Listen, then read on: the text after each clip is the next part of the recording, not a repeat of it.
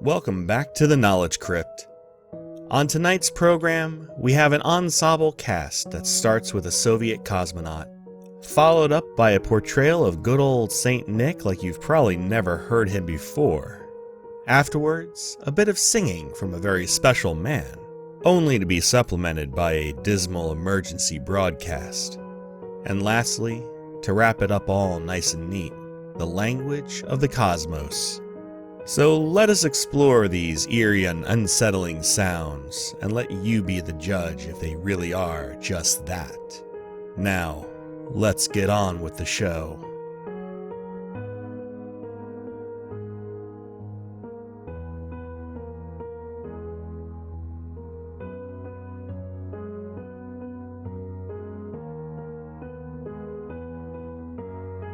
Between the years of 1960 and 1964, there were multiple recordings made by the Judica Cordelia brothers. About 9 of them were made, and many surrounded Russian cosmonaut missions during the early space race flights. The brothers were a pair of amateur radio enthusiasts, so the credibility of these recordings have been in question. But regardless of the credibility, in the off chance that these are 100% legitimate recordings, a few of these recordings seem to be the final moments of the lives of a few cosmonauts. In one of these recordings, supposedly you can hear a Russian woman speaking about how hot it's getting and that they can see fire, and a few other unintelligible words just before the transmission cuts out. Here, take a listen.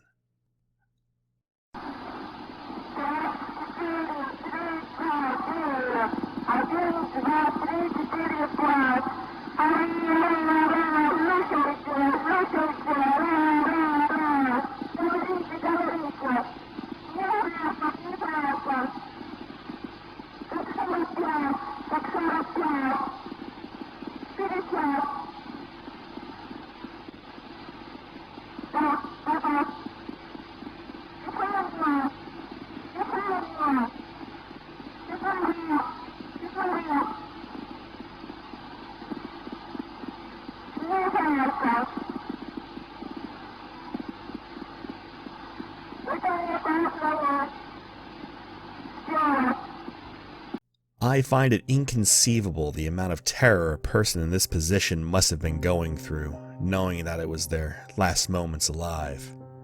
Opinions aside though, back to the tale. In April of 1965, Radio Moscow attempted to squelch the brothers' recordings by declaring them as false, and that they were not of actual Russian cosmonaut flights. Outside critics stated that the verbiage during the transmissions was outside of proper protocols for when issues should arise during high-stake events like shuttle failures. They also went on to state that the rockets utilized during the 60s were not capable of assisting manned flight into space. Well, I am no rocket scientist, and I do not work for NASA or any organization of that sort. What I can state, though, is if this audio clip is real, it's a chilling reminder that in the name of science, tragedies can and do arise. With that being said, let's move on to our next performance. Maybe something a bit more festive, to help you shrug off this morbid transmission.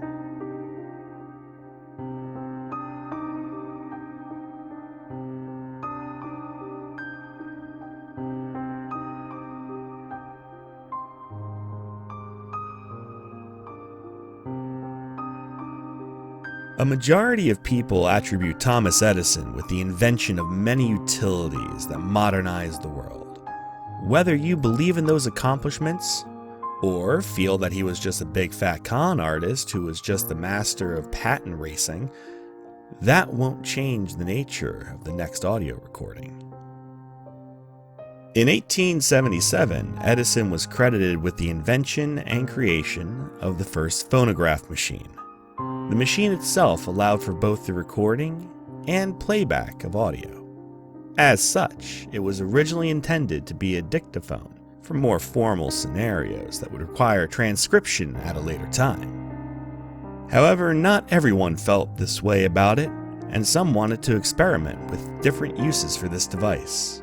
One such person was Harry E. Humphrey, who worked closely with Edison on his inventions. Humphrey had decided that it might be profitable to create recorded voice clips of, say, Santa Claus, that could be sold to parents for their children. Now, this clip itself is presented as though Santa Claus was hiding within your phonograph and was speaking to the children directly. Here, let's take a listen to this one. Hello, little folks. Do you know who I am? You've heard of me often. Some say I'm a sham. But most of you know that cannot be true. For every Christmas you've seen what I do. And now you not only know just what I do, but you hear my old voice as I'm speaking to you. Who is it, you say? Hush. Close all the doors and I'll tell you a secret. I'm old Santa Claus.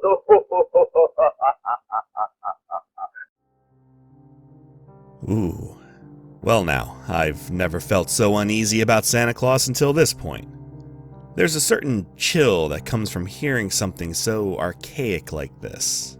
While the original intent was never to sound eerie or unsettling, listening to these clips today, well, unfortunately the original intent is lost due to the quality of time. Now, this isn't the only unintentionally chilling recording tonight. Why not take a listen to our next entry? A little vocal talent from yesteryear.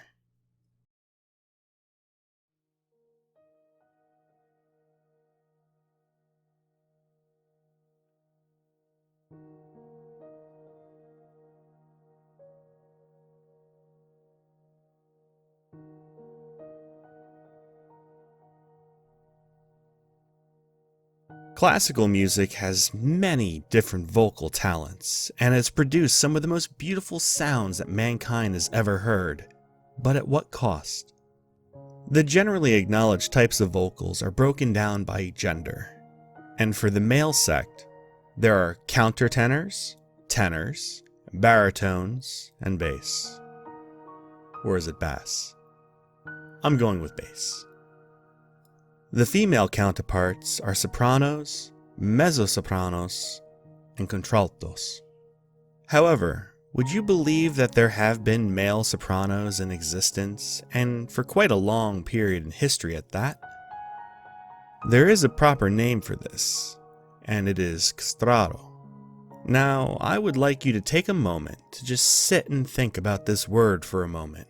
What does it break down into? Go ahead. Pause the video.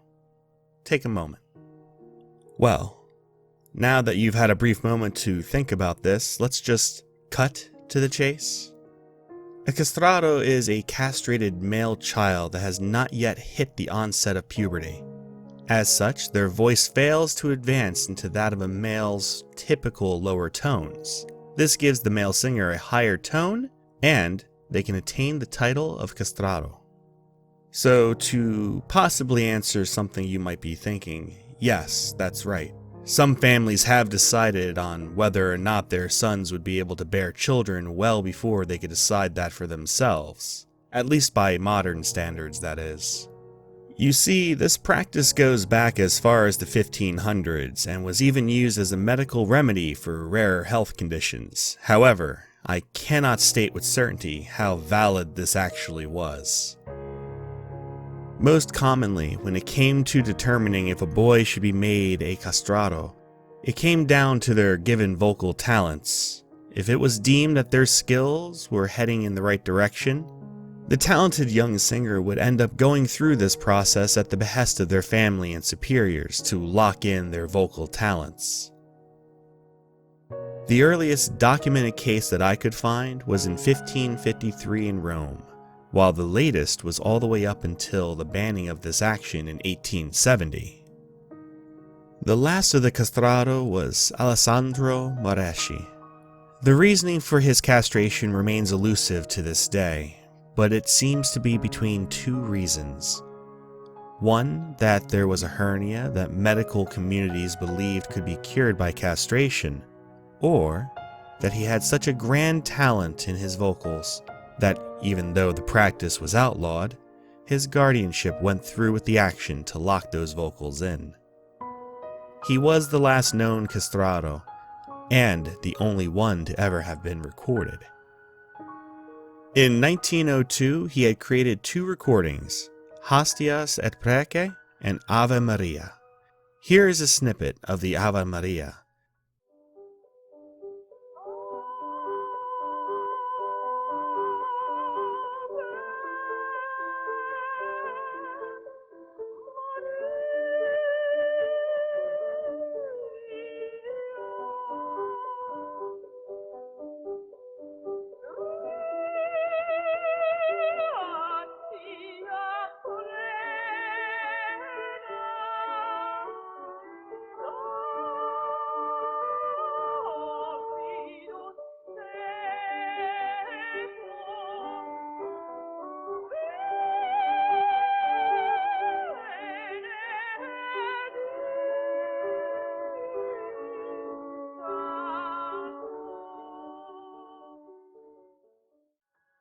Now that was such talent, such finesse, and very much unnerving. But I think we should change up from these entertainment ideals. They're just unsettling to say the least. How about some government broadcasts? What can be creepy about that?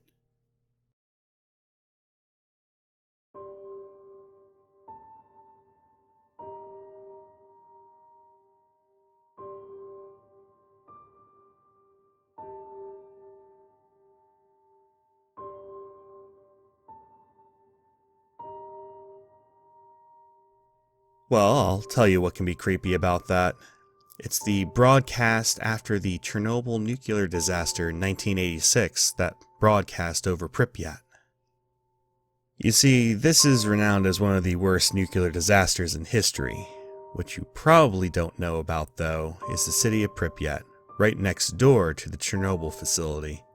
This is what we will be listening in on.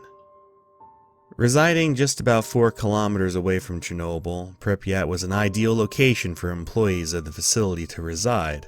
At the time of the disaster, it had a population of near 50,000 individuals.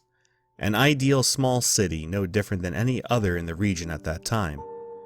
Well, except for the tragic story that goes with it. Within hours of the first reactor exploding at Chernobyl, people began to experience severe headaches and vomiting in Pripyat. Radiation sickness was setting in, and it was determined to evacuate the city thereafter. On April 27th, over 1,200 buses were brought into Pripyat to assist with the evacuation of its citizens. Granted, by this point, a majority of the population was afflicted with radiation sickness, and the long-term outcome of disorders were innumerable. However, I am here today to share with you the extremely unsettling audio of the evacuation notification that was broadcast over the city. Here's a snippet from the warning itself and the evacuation message that played to the citizens that fateful day. Внимание, внимание! Внимание, внимание! Внимание, внимание! Уважаемые товарищи, городской совет народных депутатов сообщает, что в связи с аварией на Чернобыльской атомной электростанции в городе Припяти складывается неблагоприятная радиационная обстановка. Партийными и советскими органами, воинскими частями принимаются необходимые меры. Imagine not only being subject to immense amounts of radiation threatening your life, but not knowing how severe it actually was until after the fact. Hearing a calm message explaining to evacuate and people believing that they'd be back in their homes within a week's time, but not knowing the truth. After the evacuation, Pripyat was abandoned, and left in that state, it was too dangerous to allow people to return there after the radiation had taken its toll. It is nothing more than a shell of its former self and a bit of a time capsule. Now it's just a testament to the dangers of careless nuclear handling. Now, while nuclear issues are quite global, let's take a look at something a little out of this world.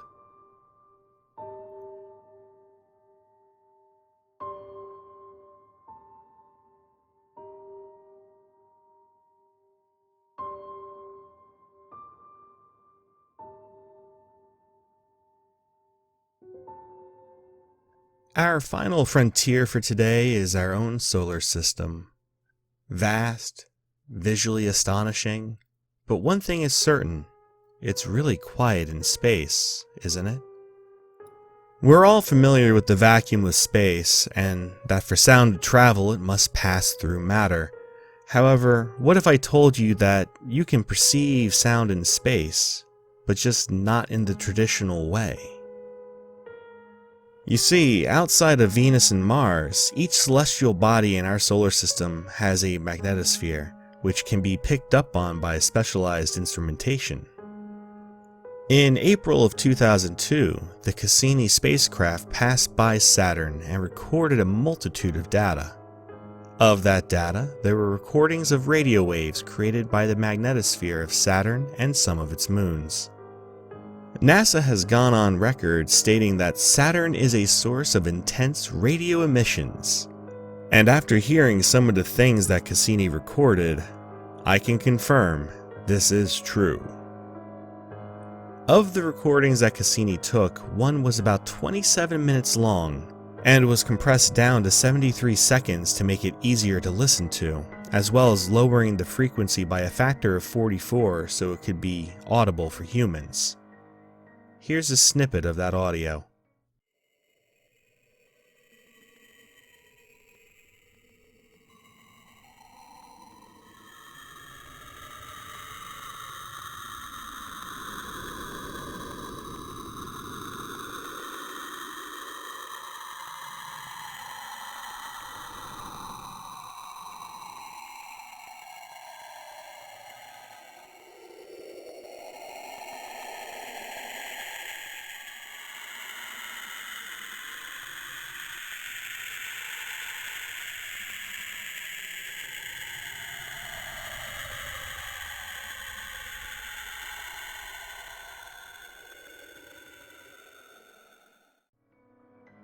Well now, if I didn't know any better, I'd say this was very similar to that of the water phone used in many horror movies.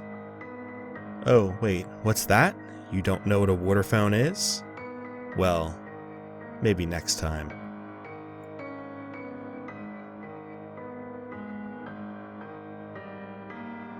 Well, that seems to wrap everything up for today.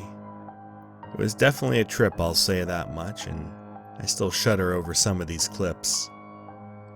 In the end, I hope you were able to find these as interesting as I did. Thanks for stopping by and spending your time with me in the Knowledge Crypt. Feel free to like and subscribe.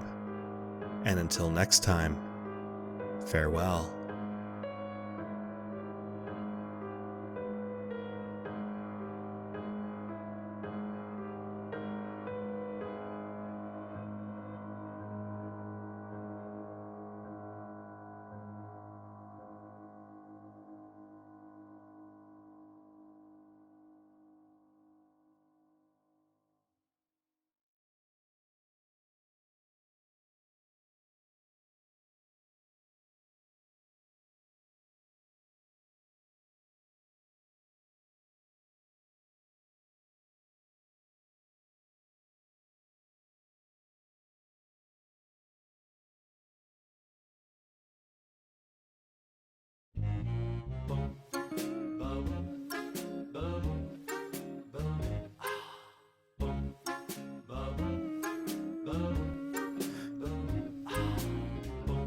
Santa baby, slip a sable under the tree for me.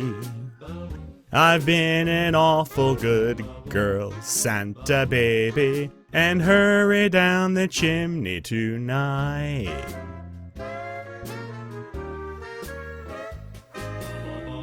Santa baby, a 54 convertible to light blue. I'll wait up for you, dear Santa baby, and hurry down the chimney tonight.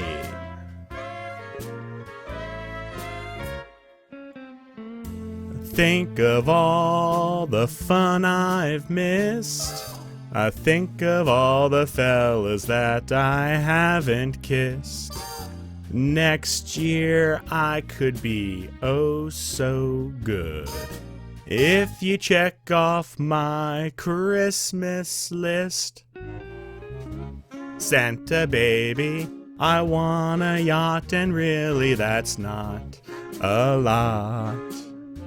I've been an angel all year, Santa baby, so hurry down the chimney tonight.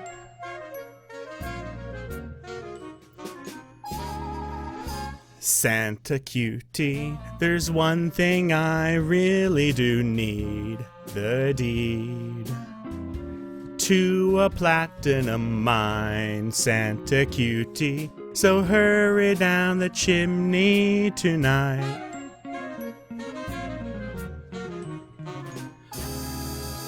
Santa baby, I'm filling my stocking with duplex and checks. Sign your X on the line, Santa baby, and hurry down the chimney tonight.